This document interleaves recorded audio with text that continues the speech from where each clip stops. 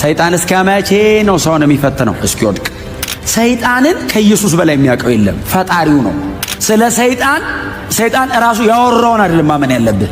ኢየሱስ ያለው ግን ትክክለኛ ዲፊኒሽን ነው። ሌባው አለው፣ በቃ ሌባ ነው።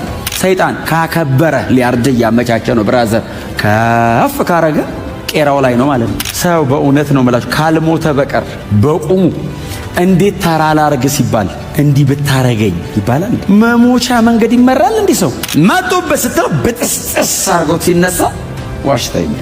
የልብን አልነገርከኝ አትወደኝ ማለት ነው። የወደደችው ተራ እስኪሆን ነው። የወደደችው አጀንዳውን እስኪጥል ነው። ምዕራፍ 14 ነው በሙላት የሶምሶን ታሪክ የሚጀምረው። አባቱና እናቱ የሚያሰክር ነገር ሳይቀምሱ በጥንቃቄ ተወልዶ በጥንቃቄ አድጎ ያለ ጥንቃቄ መኖር ጀመረ። ሰይጣን እስከመቼ ነው ሰውን የሚፈትነው? እስኪወድቅ። ሰይጣንን ከኢየሱስ በላይ የሚያውቀው የለም፣ ፈጣሪው ነው። ስለ ሰይጣን ራሱ ያወራውን አይደለም ማመን ያለብህ። ኢየሱስ ያለው ግን ትክክለኛ ዲፊኒሽን ነው። ሌባው አለው፣ በቃ ሌባ ነው።